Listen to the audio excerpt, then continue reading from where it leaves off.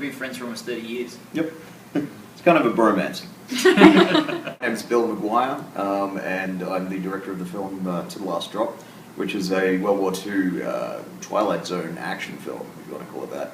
And it's got a ton of VFX. It's won a few awards for its visual effects. We got a tank and a plane and explosions and all kinds of crazy stuff. And this is my lead actor, Mike Birch.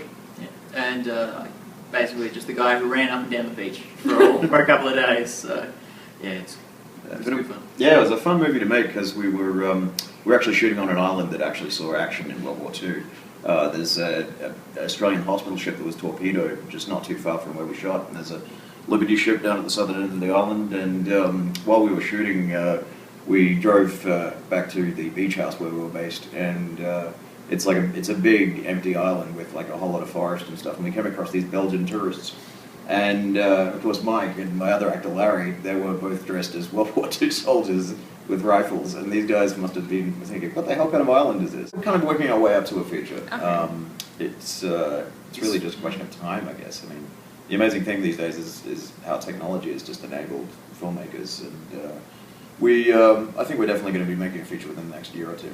I think it would have been too ambitious for this movie to try and turn it into a feature, just for the fact that, I mean, it took 3 years to do the visual effects as it was. So I think you'd still be doing the film well into your 80s if you were going to take it a feature. Yep. I've always gotten a kick out of making films that audiences appreciate. I mean, there's nothing like that feeling of sitting in an audience with a bunch of people you don't know, watching your movie and having them enjoy it. It's there's nothing like it. So, I mean, even if I have to do this as a hobby, which luckily I don't right now, because I've been freelancing for about 6 years in film and television, but even if it weren't my day job, I would still do it. Yeah, I'm pretty new into the industry. I sort of only fell into it just to help him out. And, it's great fun. I just like to do like little short things. Just continue doing that on the side. So that's great fun.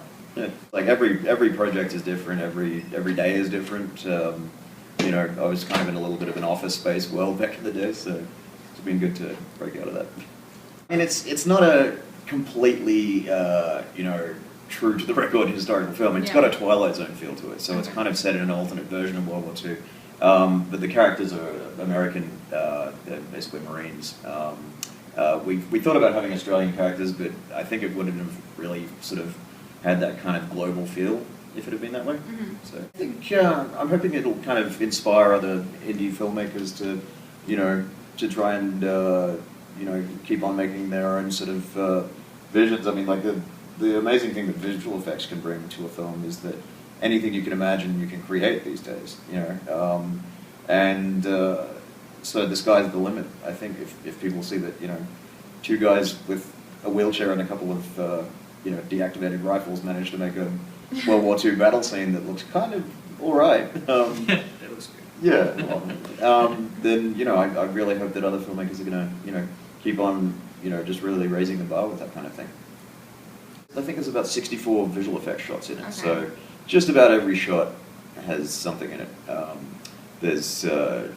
They really sort of kick in at about the 1/3 mark of the film.